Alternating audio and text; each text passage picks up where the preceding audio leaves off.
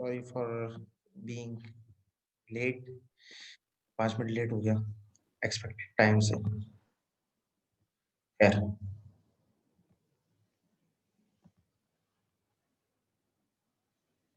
चलिए जी स्टार्ट करते हैं। मैनेजिंग द कंप्यूटर से पहले हम लोग बेसिक एक फैक्ट्री एग्जाम्पल को डिस्कस कर रहे थे। ठीक है, कि मिसाल के तौर पे जो हमारा सॉफ्टवेयर डेवलप होता है या जो हम प्रोग्राम करते हैं बेसिकली उसमें हम अ, एक पाइपलाइन बेसिकली डिजाइन कर रहे होते हैं कि फ्लो क्या होगा हमारे प्रोग्राम में इंफॉर्मेशन का। ठीक है, तो इस जिस तरीके से एक फैक्ट्री के अंदर डिफरेंट प्लांट्स होते हैं या डिफरेंट सब एरियाज होते हैं जिनका स्पेसिफिक कुछ ना कोई पर्पस होता है, या आपकी डेडिकेटेड जॉब्स होती हैं।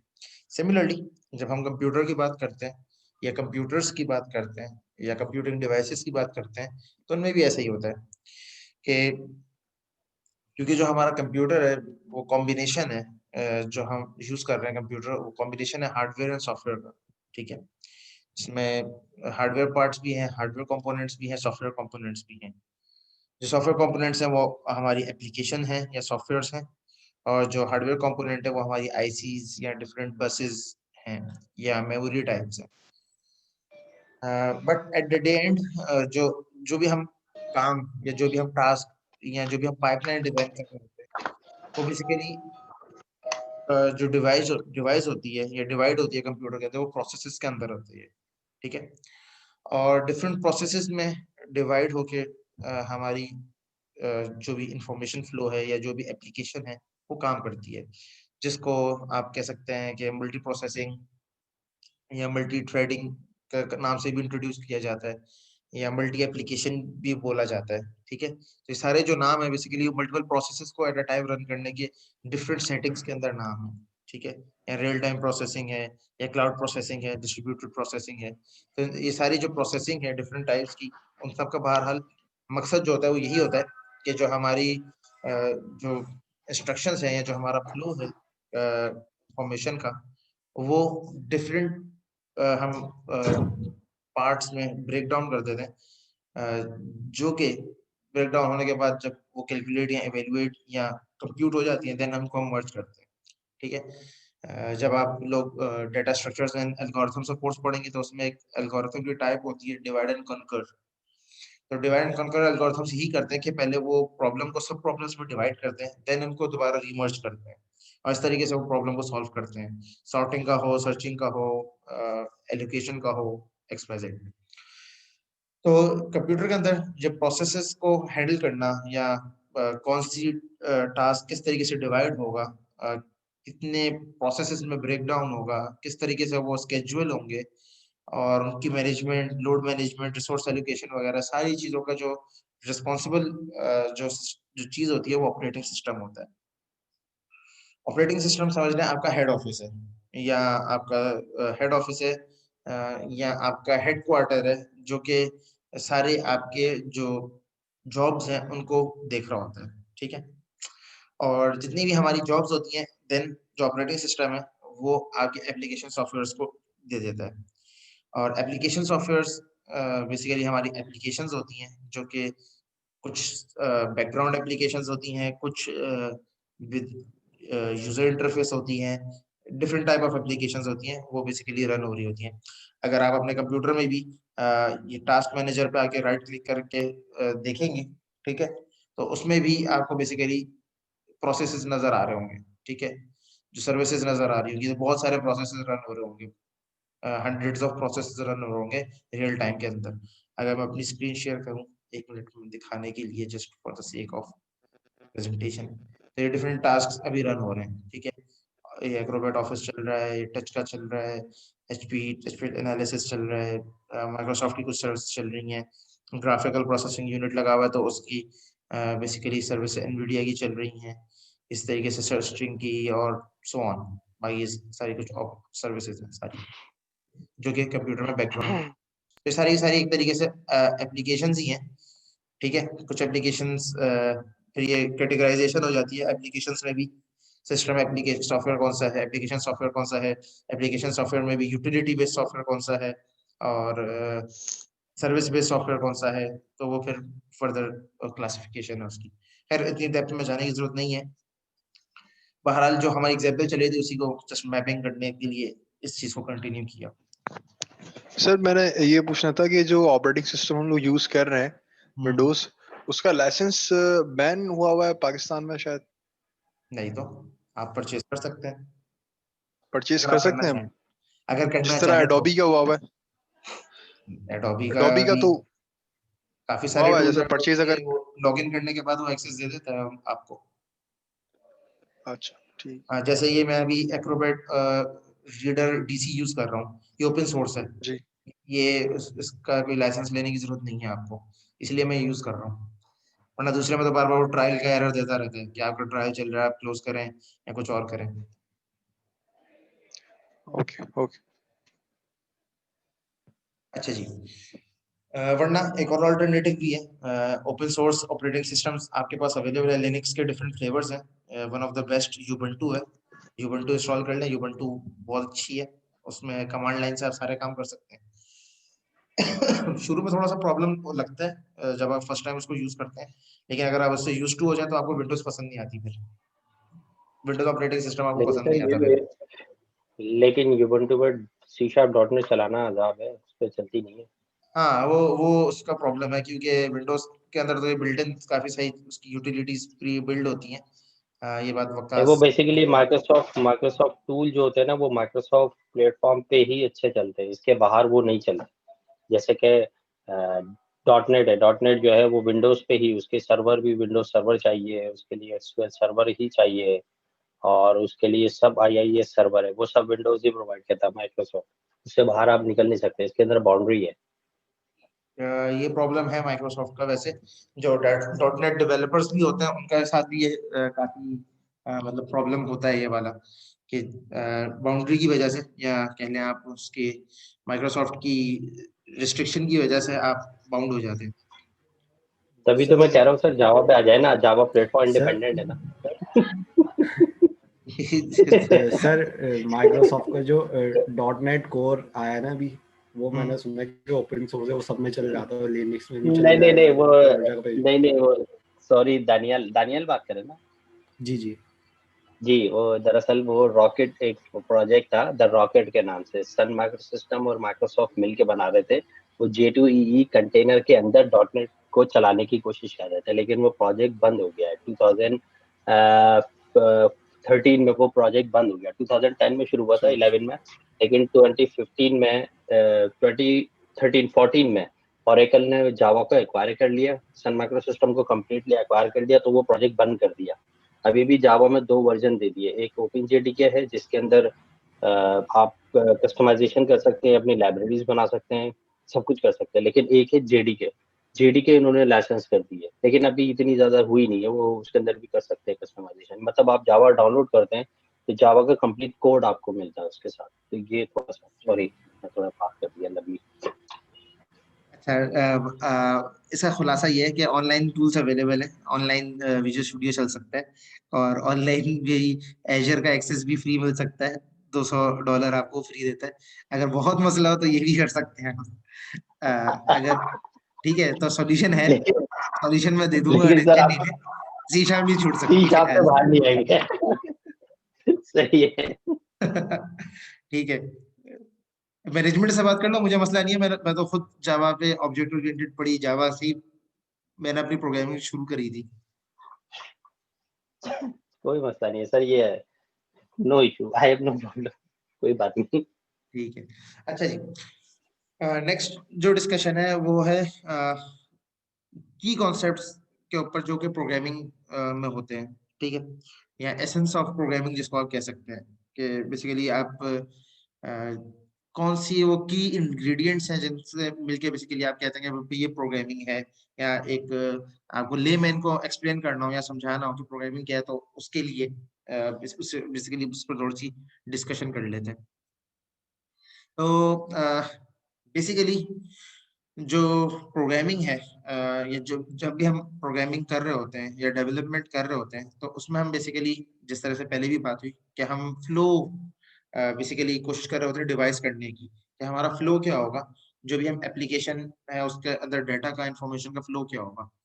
तो इंफॉर्मेशन और डाटा के फ्लो को कंट्रोल करने के लिए, ठीक है, हमें बेसिकली डिफरेंट लेवल्स के ऊपर इंस्ट्रक्शंस या कमांड्स या प्रॉम्प्ट्स सेट करने पड़ते हैं या कंडीशंस सेट करनी पड़ती हैं, जिसकी बेस के ऊपर हमारा फ्लो बेसिकली बाउंड होता है। ठीक है, जिस तरह से अभी ये बाउंड्री वाली बात एक तरीके से हो गई थी कि जिस तरीके से माइक्रोसॉफ्ट ये चाहता है और माइक्रोसॉफ्ट के प्रोडक्ट्स के साथ ये इशू हमेशा से सदाबहार इशू रहा है कि वो ये चाहते हैं कि हमारा जो प्रोडक्ट है वो हमारी ही हार्डवेयर बेस के ऊपर, हमारे ही सॉफ्टवेयर बेस के ऊपर चले। ठीक है, वो कोशिश करता है कि उसकी रिस्ट्रिक्शन हो, जैसे एप्पल है। ठीक है, तो एप्पल को अगर आपने रन करना है, अब तो लोगों ने उसको ऑल्टरनेटिव ढूंढ लिए हैं, वर्चुअल मशीन बना के या दूसरे तरीकों से उसको चला लेते हैं विंडोज मशीन के ऊपर या फिर नॉर्मल सिस्टम्स के ऊपर। लेकिन पहले ये पॉसिबल नहीं होता था कि अगर आपको अगर एप्पल के ऊपर काम करना है, ठीक है, या आपको स्विफ्ट के ऊपर डेवलपमेंट करनी है या ऑब्जेक्टिव सी के ऊपर डेवलपमेंट करनी है, तो आपको मैकिन्टोश मशीन खरीदनी पड़ेगी, फिर ही आपके साथ सही चलेगा सिस्टम, अदरवाइज आप ख्वाब देखना छोड़ दें।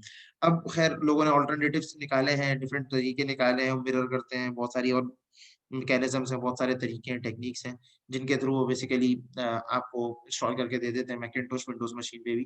तो आप फिर मैकिन्टोश या जो भी डेवलपमेंट करना चाहें वो कर सकते हैं।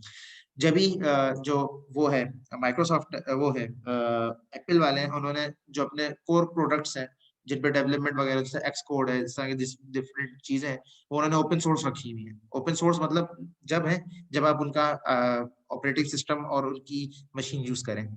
तो यही तरीका है उनका चीज को सेल करने का या एप्लीकेशन का।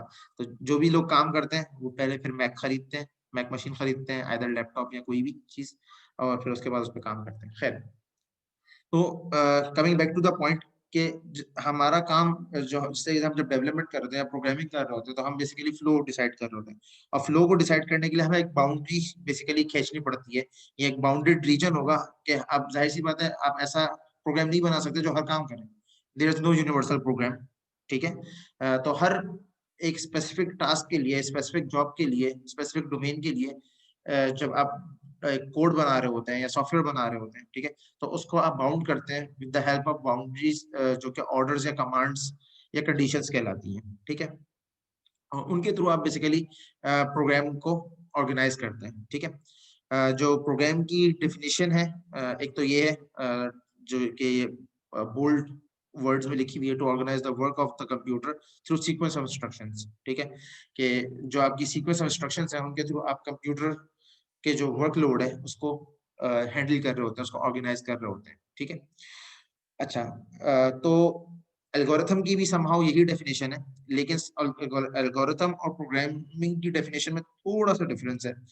एल्गोरिथम की डेफिनेशन क्या है, जो कि यहाँ पे नीचे लिखी हुई है, a sequence of steps to achieve complete some work or obtain some results is called an algorithm।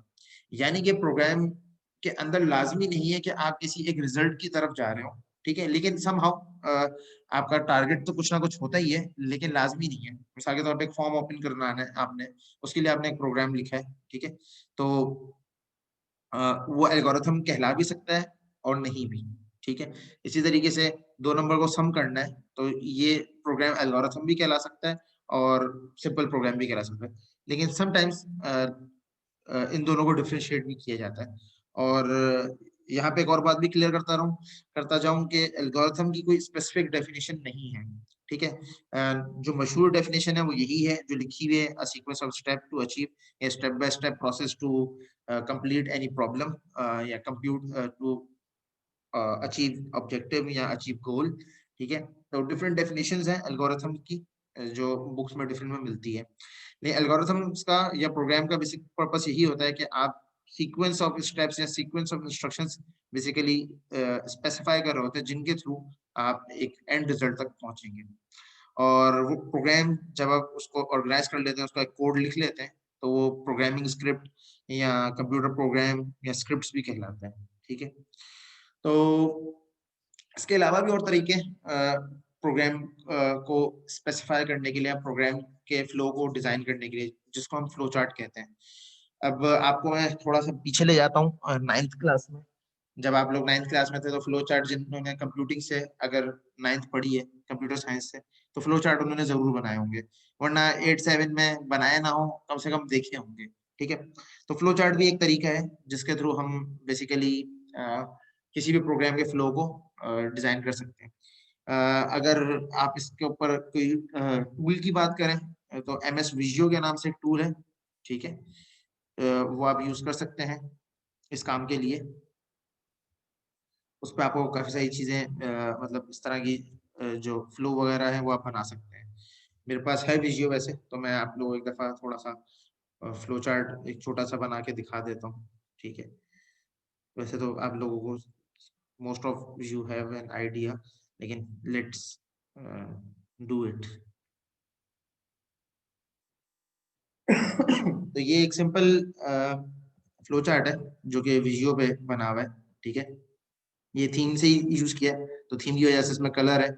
अगर आप फाइल पे जाएं, न्यू पे जाएं, तो आप यहाँ से सर्च भी कर सकते हैं, वरना बेसिक डायग्राम से ले लें और बेसिक डायग्राम के अंदर भी जाके आप बना सकते हैं। ठीक है, ब्लैंक ड्राइंग के थ्रू। बेसिक फ्लो चार्ट है तो बेसिक फ्लो चार्ट के थ्रू बना रहा हूँ। तो फ्लो चार्ट बेसिकली क्या होता है, जो ओवल जो सिंबल होता है बेसिकली ये स्टार्टिंग और एंड के लिए यूज होता है। ठीक है, ये जो पैरेललोग्राम है ये बेसिकली इनपुट और आउटपुट के लिए यूज होता है। ठीक है, जब भी आप डाटा इनपुट देते हैं आउटपुट देते हैं।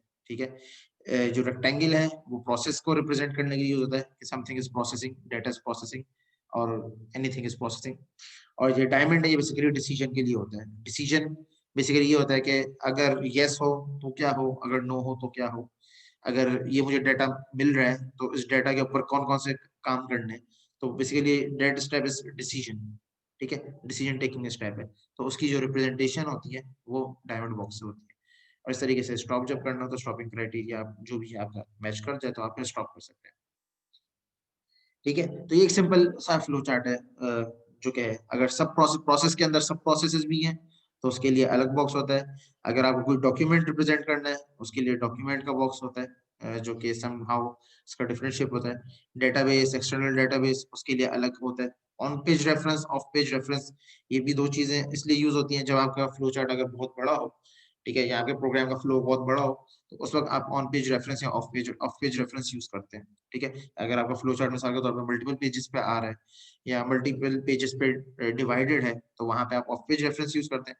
अगर आप एक ही पेज पे रहते हुए आप कहीं पे रेफर करना चाहते हैं किसी बात को अपनी तो उसके लिए ऑन पेज रेफरेंस होता है। ठीक है, तो ये एक छोटा सा बेसिक सा वो था फ्लो चार्ट का ओवरव्यू। ठीक है, तो जिस तरीके से ये भी क्या है बेसिकली एक तरीके से स्टेप्स ही हैं। स्टेप 1 क्या है, स्टार्ट। स्टेप 2 डाटा आएगा। स्टेप 3 डिसीजन होगा।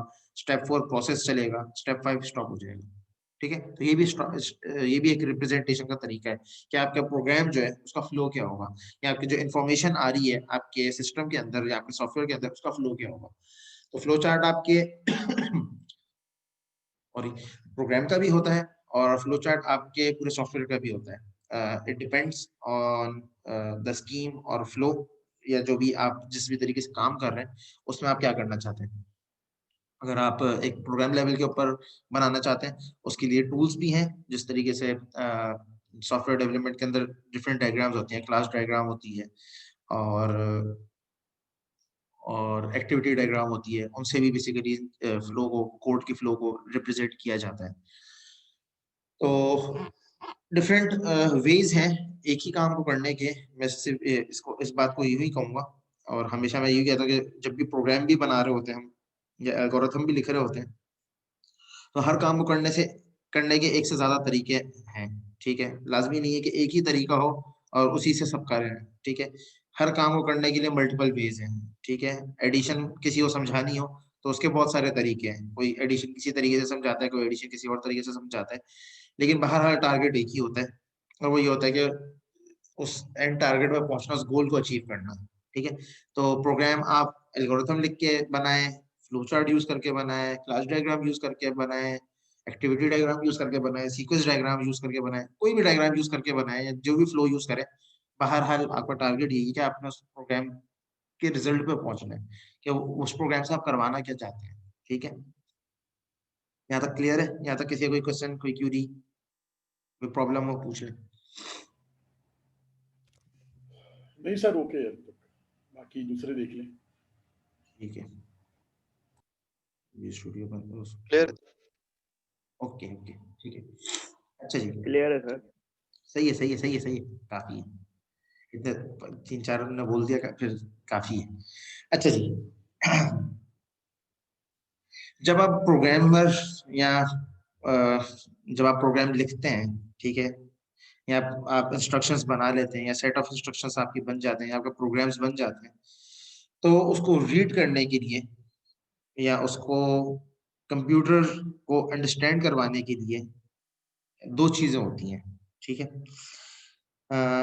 एक चीज होती है इंटरप्रेटर, एक चीज होती है कंपाइलर। इंटरप्रेटर और कंपाइलर में बेसिक जो डिफरेंस है वो ये है कि इंटरप्रेटर जब आप कोड लिख रहे होते हैं या जब वो आपके कोड को रीड करता है तो वो लाइन बाय लाइन कोड को रीड करता है, और जिस भी लाइन के जिस भी पॉइंट के ऊपर एरर आएगा, चाहे वो सिंटैक्टिकल एरर ही दिखता है, वो लॉजिकल एरर्स तो नहीं दिखता, तो सिंटैक्स एरर अगर कहीं पे भी आएगा तो आपका जो इंटरप्रेटर है वो उसी लाइन पे स्टॉप हो जाएगा और आगे जितना भी कोड है उसको रीड ही नहीं करेगा। जबकि कंपाइलर क्या करता है, एट होल पूरी जो आपकी प्रोग्रामिंग स्क्रिप्ट है या आपका प्रोग्राम है उसको पूरा रीड कर लेता है, और उस पूरे फाइल को या उस पूरे प्रोग्राम को रीड करने के बाद उसमें जहां जहां जो भी एरर्स होते हैं उनको इंडिकेट कर देता है कि लेट्स से लाइन नंबर 5 में आपने सेमीकोलन मिस कर दिया, लाइन नंबर जिसको टर्मिनेटर कहा जाता है सी लैंग्वेज की टर्मिनोलॉजी में, सी शार्प की टर्मिनोलॉजी में, और लेट्स से आपने कंडीशन का स्कोप क्लोज नहीं किया। स्कोप क्या होता है, जब हम प्रोग्राम लिखना शुरू करेंगे फिर हम स्कोप के ऊपर भी डिस्कशन करेंगे। सेकंड थिंग जो होती है इंटरप्रेटर और कंपाइलर के अलावा एक और थर्ड थिंग होती है, वो असेंबलर होती है। असेंबलर वैसे ज्यादातर अब यूज नहीं होता, ठीक है। असेंबलर स्टार्टिंग या इनिशियल लेवल के ऊपर जब प्रोग्रामिंग स्टार्ट हुई थी, अर्ली स्टेजेस में प्रोग्रामिंग स्टार्ट हुई थी, तब असेंबलर के ऊपर बेसिकली काम किया जाता था। बेसिकली जो मशीन कोड या मशीन असेंबली लैंग्वेज जिसको कहा जाता है, वो भी एक प्रोग्रामिंग लैंग्वेज ही टाइप है, लेकिन वो थोड़ी सी कॉम्प्लेक्स इस सेंस में होती है कि वो थोड़ी सी मैथमेटिकल सॉर्ट ऑफ होती है। उसका अगर आप सिंटैक्स भी देखेंगे गूगल पे सर्च करके असेंबली लैंग्वेज लिख के सिंपल आप सर्च करें या assembly language program for addition या सब्ट्रैक्शन, तो उसमें आपको 7-8 लाइन का एक लंबा कोड मिलेगा, ठीक है। कि उसमें आप बेसिकली क्या कर रहे होते हैं, आप रजिस्टर लेवल के ऊपर जो प्रोसेसर के रजिस्टर्स होते हैं उसके ऊपर, उस लेवल के ऊपर काम कर रहे होते हैं। क्योंकि अगर आप लोगों को पता होगा या नहीं भी पता, तो हमारे कंप्यूटर के अंदर जितने भी काम हो रहे होते हैं, जितने भी कंप्यूटेशन के काम कर रहा होता है, वो प्रोसेसर कर रहा होता है, और प्रोसेसर के अंदर भी रजिस्टर्स होते हैं जो बेसिकली स्पेशल पर्पस प्रोसेसर होते हैं, जो कि हर टास्क को परफॉर्म कर रहे होते हैं। जैसे डिस्प्ले का काम है तो डिस्प्ले के रजिस्टर अलग हैं, कोई कैलकुलेशन का काम है तो कैलकुलेशन के रजिस्टर्स अलग हैं, ठीक है। कोई फ्लैगिंग का काम है, किसी चीज को टर्न ऑन या ऑफ करना है, लॉजिक का काम है, ट्रू या फॉल्स का, तो उसके लिए अलग रजिस्टर्स हैं एंड सो ऑन। तो स्टार्टिंग में सर जी जी कोई क्वेश्चन? जी सर, मैं ये पूछना चाह रहा था कि जैसे जो डिफरेंट मशीन्स होती हैं, जैसे सीएनसी मशीन्स हो गई और लेथ मशीन, इस तरह से जो होती हैं, जो सीएनसी मशीन्स होती हैं, उसके अंदर असेंबली लैंग्वेज का यूज किया जाता है मोस्टली। सीएनसी मशीन्स मुझे आइडिया नहीं, सीएनसी किसको कह रहे हो? जैसे डिफरेंट मशीन्स होती हैं ना, जो कि पार्ट्स बनाती हैं, मशीनों के पार्ट्स जो बनाती हैं, जो हाँ हाँ हाँ हाँ हाँ जैसे वो जो मशीन, उस टाइप की जो मशीन्स होती हैं जो कि कंप्यूटर ऑपरेटेड मशीन्स होती हैं। अब तो सारी, पहले मैनुअल आती थी, अब सारी कंप्यूटर ऑपरेटेड आती हैं, तो उसमें भी प्रोग्राम होता है। तो वो मैं पूछना चाह रहा था कि वो जो प्रोग्राम, उसमें जो लैंग्वेज यूज होती है वो असेंबली लैंग्वेज यूज होती है।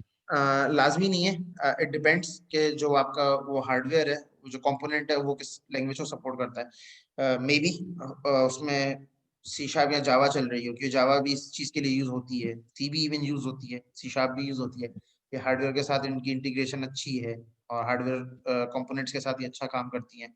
मे बी असेंबली हो, मुझे इसका आइडिया नहीं कि मैंने इसको लाइव कभी मतलब उसको चलते हुए देखा नहीं है ऐसे। ये मोस्ट प्रोबेबली कोई अगर है तो, अगर करंट कोई नया वर्जन है जो भी यूज कर रहे हैं वो मशीन्स का, तो उसमें कोई हाई लेवल लैंग्वेज होगी मेरे ख्याल से। ठीक है सर, ओके। जी जी सर, आप सही कह रहे हैं। अब जो करंट मशीन आ रही है ना, उसमें पाइथन और रूबी सबसे ज्यादा इस्तेमाल हो रही है हार्डवेयर कंट्रोलिंग के अंदर। कि असल में ना अगर आप जाओ अब देखोगे तो अब रास्पबेरी पाई का अगर नाम नहीं सुना तो सर्च करके देखना। रास्पबेरी पाई बेसिकली एक कंपोनेंट है। माइक्रो कंट्रोलर एक चीज एक चिप होती है, ठीक है। माइक्रो कंट्रोलर क्या होता है कि उसके ऊपर बेसिकली एक बोर्ड होता है, उसके ऊपर कुछ पिन्स होती हैं इनपुट आउटपुट की, और उन इनपुट और आउटपुट पिन्स को यूज करते हुए आप उसके ऊपर कोड बर्न कर सकते हो। बर्न करने का मतलब है कोड उस पर राइट हो जाता है। उसके डिफरेंट फ्लेवर्स हैं, आर्डिनो है, रास्पबेरी पाई है, जेटसन नैनो है, बहुत सारे हैं। तो जो रास्पबेरी पाई है वो माइक्रो कंट्रोलर के साथ साथ माइक्रो प्रोसेसर भी है। इवन अब इतने पावरफुल माइक्रो कंट्रोलर्स आने लग गए हैं कि उनमें जीपीयू लगे हुए हैं, ठीक है। जो आपके मशीन लर्निंग बेस्ड एल्गोरिथम है, एआई बेस्ड एल्गोरिथम्स भी इवन आप अब माइक्रो कंट्रोलर्स के ऊपर चला सकते हो। तो माइक्रो कंट्रोलर्स के ऊपर रास्पबेरी पाई है या इस तरह के हैं, तो इनके ऊपर पाइथन और जिस तरह रूबी का बोला, रूबी के साथ मेरा इतना इंटरेक्शन नहीं है। पाइथन के साथ मैं अलबत्ता काम करता भी हूँ, अभी भी करता हूँ और करता भी रहा हूँ। तो पाइथन इस तरह की जगहों पे बहुत यूज होती है पाइथन वैसे बाय नेचर इंटरप्रेटेड लैंग्वेज, लेकिन उसकी यूटिलिटीज बहुत ज्यादा बनी हुई है, लाइब्रेरीज और इस तरह की चीजें बहुत सारी बनी हुई हैं। तो हार्डवेयर के साथ वो भी बहुत यूज होती है। इवन अगर आप बैचलर्स के स्टूडेंट को, अभी तो खैर कैंपस नहीं खुला हुआ, जब कभी इंटरेक्शन हुआ फिजिकल तो वहां पे आप देखोगे जो कंप्यूटर आर्किटेक्चर के स्टूडेंट्स होते हैं वो ज्यादातर इस तरह से माइक्रो कंट्रोलर्स वगैरह पे काम कर रहे होते हैं। फाइनल ईयर स्टूडेंट्स के प्रोजेक्ट्स के स्टूडेंट इस तरह के काम कर रहे होते हैं, रोबोटिक आर्म्स वगैरह बनाना और इस तरह की चीजें कर रहे होते हैं। तो अगर वो असेंबली जो CNC में जो समझ रहा हूँ वो बेसिकली वही पाइथन, या अगर लेटेस्ट कोई मॉडल है तो पाइथन, रूबी या जावा इनमें से किसी एक को यूज कर रही होगी। असेंबली लैंग्वेज मुश्किल है। वैसे हो सकता है पॉसिबल है कि असेंबली लैंग्वेज में भी पुरानी जो सिस्टम्स हैं वो असेंबली लैंग्वेज पे भी चलते थे, तो ऑब्वियसली देयर इज चांस कि वो असेंबली लैंग्वेज पे हो। अच्छा सॉरी, एक छोटा सा क्वेश्चन था सर, वो ये कि ये जो क्लासेस अभी हमारी ऑनलाइन हो रही हैं, तो जी जब जी। इंस्टीट्यूट ओपन हो जाएंगे तो ये ऑन प्रीमिसेस होंगी या ऑनलाइन ही चलती रहेंगी? अभी इसका मैं कुछ कह नहीं सकता क्योंकि मैनेजमेंट की तरफ से कोई अनाउंसमेंट नहीं है इसके ऊपर, अभी तक खामोशी है। अगर वो कहते हैं ऑन कैंपस होगी तो फिर ऑन कैंपस आना होगा, अगर ऑनलाइन नहीं चलती रहेगी, बच्चे भी खुश होंगे तो फिर ऑनलाइन चलती रहेगी। वैसे ऑन प्रेमिसेस में ज्यादा मजा आता है मेरा। मैं लास्ट असल में मैं ईयर से इसीलिए क्वेश्चन पढ़ा रहा पूछ हूँ रहा फील्ड में, था। और इत्तेफाक है कि शुरू के 2-3 महीने मैंने मतलब फिजिकल पढ़ा है, उसके बाद ऑनलाइन हो गया, कोरोना आ गया था। तो मैंने ज्यादा एंजॉय जो टाइम लर्निंग के लिहाज से भी और हर चीज के लिहाज से फिजिकल को एंजॉय ज्यादा किया। नहीं ऑनलाइन में हाँ, फायदे वो हैं जो 2-3 क्लासेस बाकी, लेकिन ऑन फिजिकल में क्लासेस होती फिजिकल है ना, है। वो जरा इंटरेक्शन अच्छी होती है फिजिकल। फिजिकल में इंटरेक्शन ज्यादा हो। अब जैसे मैं बात कर रहा हूँ, अब मैं अज्यूम कर रहा हूँ कि आप लोग मेरे सामने बैठे हैं। जब एक सामने एक स्टूडेंट होता है तो उसका एक अलग ही वो होता है, मजा होता है। स्टूडेंट को ही ज्यादा मजा आ रहा होता है कि टीचर सामने है, मैं किससे पढ़ रहा हूँ, क्या बात कर रहे हैं, अब एक ऑनलाइन में आवाज तो आ रही है, पता भी बस नहीं है चल ना कि रही है। सामने है भी, सुन भी रहे हैं या नहीं सुन रहे, ऑनलाइन होके ना चले गए हो कहीं आगे पीछे। चलो मास्टर्स के स्टूडेंट तो नहीं करते, बैचलर्स में बहुत कुछ होता है अभी। अच्छा। अभी रिकॉर्डिंग हो रही है, मैं बाकी बातें नहीं कर सकता। जी दानिया, कोई क्वेश्चन है? No sir. कंटिन्यू करते हैं।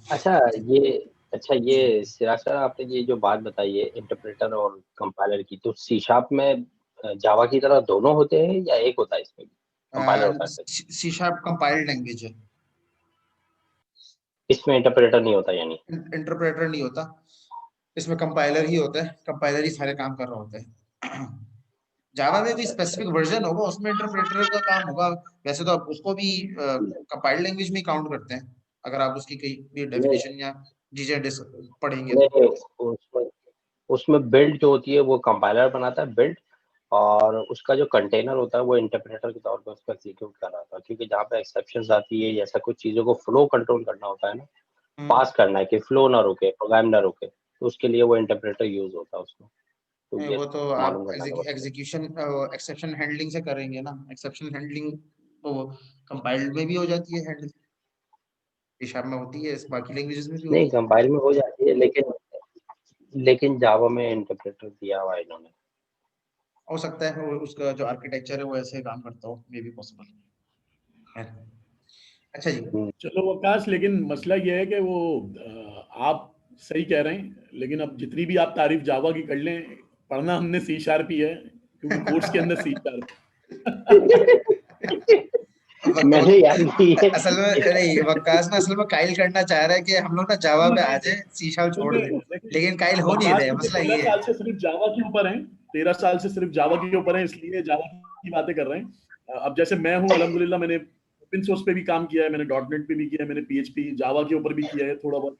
मेरे मिक्स फ्लेवर हैं, तो मैं तो यही कहता हूँ कि जी ठीक है, जिस पे चलना उस पे चले। जैसे आजकल हम लोग नोड के ऊपर बहुत ज्यादा हैं, सी शार्प के साथ साथ, बिल्कुल तो नोड बहुत ज्यादा इस वक्त जो है वो हम्म, नोड और पाइथन, ये दोनों चीजें बहुत चल रही हैं मार्केट के अंदर। तो बिल्कुल। इसके टास्क हम लोगों को मिलते रहते हैं सही। फ्रीलांस के तौर पे। तो अब क्योंकि हम्म, वकास तो डेफिनेटली हर चीज पे जो है वो जावा को इसलिए सपोर्ट कर रहा है कि इन्हें जावा से ही आगे बढ़ना है, और आगे भी इनका प्लान जावा के ऊपर ही है। क्यों भाई वकास? एग्जैक्टली। यार amazon, गूगल, IBM और एप्पल ये सब जावा डेवलपर्स को ही हायर करते हैं ना। अब मैं क्या करूं, मुझे मेरा फ्यूचर वहां नजर आ रहा है ना मुझे। नहीं, थोड़ा माइक्रोसॉफ्ट के बारे में सोच लो, क्या पता वो हायर कर ले आपको। यार पाइथन के डेवलपर्स की भी बहुत मुझे डिमांड है, नोड जेएस के डेवलपर्स की नहीं, भी है, ऐसा नहीं है, सबकी है, पाइथन सबकी अपनी मार्केट है। पाइथन पाइथन सही कह रहे हैं आप, लेकिन पाइथन बहुत तेजी से ऊपर आ रहा है, नो डाउट, बहुत तेजी से ऊपर आ रहा है, और जी इसमें काम भी बहुत ज्यादा, नो डाउट, आई जनाब, अगर एग्री। मेरा फ्यूचर ब्राइट है, मैं पाइथन पे काम कर रहा हूँ 2-3 साल से। नहीं, इस वक्त अगर आप AI ML वगैरह जितनी भी देखें उस सब पे पाइथन ही चल रही है ज्यादातर।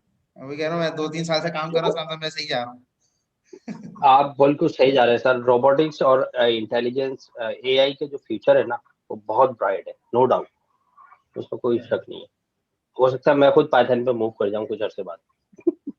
चलें, बेस्ट ऑफ लक। चलें कोर्स पे वापस आ जाते हैं, डिस्कशन हो गई काफी, जी जी अब बिल्कुल। फ्लैश भी हो गए होंगे तो अच्छा। तो खैर, इंटरप्रेटर, असेंबलर, कंपाइलर, तीनों का मकसद बहरहाल एक ही है कि जो आपका कोड है, फ्लो डिफरेंट हो सकते हैं, ठीक है, काम करने के अंदाज डिफरेंट हो सकते हैं, लेकिन काम एक ही है कि एंड में उस प्रोग्राम को जीरोज एंड वंस में कन्वर्ट करना। और वो जो जीरोज एंड वंस कन्वर्ट हो रहे हैं, क्योंकि कंप्यूटर, कोई भी कंप्यूटर हो, चाहे वो सुपर कंप्यूटर हो, चाहे वो मेन फ्रेम हो, वो जीरो और वंस ही समझता है। इसीलिए जब भी कोई भी एल्गोरिथम लिखते हैं हम, या कुछ भी लिखते हैं, या कोई भी प्रोग्राम चलता है, वो जीरो और वन में ही कन्वर्ट हो रहा होता है। और देन हमारे पास भी जब वो आता है, वो भी जीरो एंड वंस में आता है, फिर कंपाइलर या इंटरप्रेटर उसको दोबारा कन्वर्ट करके हमें हाई लेवल लैंग्वेज में उसका रिजल्ट शो करता है, रिप्रेजेंट करता है। असेंबलर हो, कंपाइलर हो, इंटरप्रेटर हो, तीनों की पाइपलाइन जो भी हो, जेडवीएम यूज कर रहा है, डॉटनेट की टूल किट यूज कर रहा है, वो कोई और चीज यूज कर रहा है, लेकिन मकसद सबका यही है कि जो सिंटेक्स है उसको बेसिकली कोई अगर एरर है उसको आइडेंटिफाई करना, और अगर एरर नहीं है तो उसको मशीन कोड में कन्वर्ट करके, और देन उसको फाइनली उसका जो भी रिजल्ट हो कैलकुलेशन के बाद जो है उसको यूजर को रिप्रेजेंट करना। कंपाइलर और इंटरप्रेटर में एक और जो डिफरेंस है, 1 मिनट में खत्म कर लूँ फिर जो क्वेश्चन हो पूछ लें। कंपाइलर और इंटरप्रेटर में एक जो छोटा सा और डिफरेंस है, वो ये है स्पीड, स्पीड का है, लेकिन स्पीड का भी इतना माइन्यूट डिफरेंस है कि नॉर्मली हम उसको निगलेक्ट कर सकते हैं, ठीक है। पहले जमानों में हो सकता है कि सिस्टम्स इतने फास्ट नहीं थे, तो उसमें फील होता होगा, उसमें सेकंड्स का फर्क आता होगा, या may be some time once in a blue moon कभी मिनट का फर्क आ जाता होगा। लेकिन मैंने दोनों, मतलब जितना मेरा एक्सपीरियंस है, बाकियों का भी अपना एक्सपीरियंस शेयर कर सकते हैं। मैंने कंपाइल्ड लैंग्वेजेस पे भी काम किया है, इंटरप्रेटेड लैंग्वेजेस पे काम किया है, कोई खास फर्क नहीं है। पीएचपी पे काम किया, वेब बेस्ड है, जावास्क्रिप्ट पे काम किया, और इस पे सी शार्प पे काम किया, जावा पे काम किया, पाइथन पे काम किया, कोई ज्यादा फर्क नहीं है, माइन्यूट सा डिफरेंस होता है, लेकिन बस वर्किंग का फ्लो डिफरेंट है। बस ऐसा जो की डिफरेंस जो बाकी है वो यही वाला है कि इंटरप्रेटर जहां पे एरर आते हैं वहीं पे स्टॉप हो जाता है, आगे को देखते ही नहीं है, और कंपाइलर पूरे प्रोग्राम को देख के देन आपको एरर्स आइडेंटिफाई करके देता है। जी, जिसका क्वेश्चन था स्टूडेंट का वो पूछ ले। जी सर, मैं ये पूछना चाह रहा था कि जो सिंटेक्स आप वर्ड बार बार यूज कर रहे हैं, ये बेसिकली वो प्रोग्राम है जो हम टाइप करते हैं या कुछ बिल्कुल, और है? सिंटैक्स उस प्रोग्राम को बोला जा रहा है जिसको हम टाइप करेंगे, किसी भी प्रोग्रामिंग लैंग्वेज का वो होगा सिंटैक्स। ठीक है सर, ओके। जी, अच्छा जी। गेन, जैसा कि कहा था कि हम लोग इस बुक के अंदर, या और इस कोर्स के अंदर भी जिस बुक को हम फॉलो कर रहे हैं, हम लोग सी शार्प को देख रहे होंगे और उसको हम यूज करेंगे।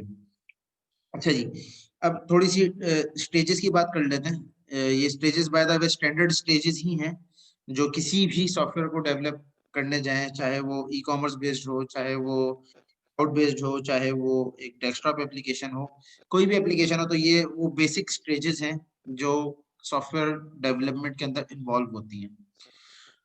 यहाँ पे इसको क्यों डिस्कस किया जा रहा है या स्टार्टिंग में हम क्यों डिस्कस कर रहे हैं, वो इसलिए कर रहे हैं क्योंकि हम लोग एट द डे एंड या इस कोर्स के अंदर छोटे छोटे सॉफ्टवेयर के मॉड्यूल्स ही बना रहे होंगे। चाहे वो सॉफ्टवेयर का काम एक नाम प्रिंट करना हो, चाहे वो सॉफ्टवेयर का नाम एक यूजर्स इनपुट लेके कोई कुछ आंसर देना हो, चाहे उस प्रोग्राम का काम एक लिस्ट लेके या लिस्ट ऑफ वैल्यूज को लेके उनको कैलकुलेट करके उनके ऊपर कुछ हमें रिजल्ट देना हो, चाहे उनकी मॉडलिंग हो या कुछ और हो, जो भी चीज हो, बहरहाल वो एक छोटा सा मॉड्यूल ही बन रहा होगा, एक छोटा सा सॉफ्टवेयर का पीस बन रहा होगा। ठीक है, तो इस वजह से बिफोर स्टार्टिंग या जंपिंग इनटू एक्चुअल कोड, इस स्टेजेस का थोड़ा सा आइडिया, एक रफ आइडिया होना चाहिए। तो इस आइडिया को थोड़ा सा डिस्कस कर लेंगे आज हम लोग, फिर यहीं पे इन्हीं स्टेजेस के ऊपर एंड करेंगे। नेक्स्ट टाइम से हम लोग आप लोगों को मैं कहूंगा कि आप लोग 2010 या जिस भी आईडीई के ऊपर आप सूटेबल है C# इंस्टॉल कर लें अपने सिस्टम के ऊपर, ताकि हम साथ साथ हैंड्स ऑन चलते रहें। जो भी मैं प्रोग्राम लिखूं, जो भी मैं कोड कर रहा हूँ, छोटा मोटा हो, what ever the thing is, तो वो चीज आप भी अपने साथ साथ कर रहे हो और आप भी साथ साथ रिजल्ट्स देख रहे हो। तो जो मेरी स्क्रीन पे आ रहा हो तो वैलिडेट होता रहेगा साथ साथ, इससे आपकी भी प्रैक्टिस होती रहेगी और आपको भी क्लियर होगा कि हम लोग जो चीज कर रहे हैं वो क्या हो रही है। ठीक है, तो हैंड्स ऑन भी हो जाएगा और चीजें क्लियर भी होती रहेंगी साथ साथ। ठीक है, तो इस चीज को काइंडली विजुअल स्टूडियो अपने पास इंस्टॉल कर लेगा। 2010 अगेन इनफ है। मुझे कोई प्रॉपर लिंक मिल गया तो मैं शेयर कर दूंगा, वरना आपस में किसी को भी मिल जाए तो वो शेयर कर दे गूगल क्लासरूम पे, आप पोस्ट कर सकते हो। ठीक है, और 2010 का वर्जन माइक्रोसॉफ्ट ऐसी फ्री में देता है, अब उसमें उसने कोई रिस्ट्रिक्शन नहीं रखी भी। ठीक है, वैसे कम्युनिटी वर्जन किसी भी 2013 का भी कम्युनिटी वर्जन ले लेंगे तो कम्युनिटी वर्जन हमेशा फ्री होता है, तो कम्युनिटी वर्जन पे भी काम किया जा सकता है। ठीक है, तो इट डिपेंड्स, लाजमी नहीं एंटरप्राइज उस पर काम किया जाए। आप कम्युनिटी वर्जन ले लो, आपका जितना काम है कम्युनिटी वर्जन पे मजे से हो जाएगा। ठीक है, उससे आगे का काम भी हो जाएगा, नेक्स्ट कोर्सेज का भी हो जाएगा। अच्छा जी,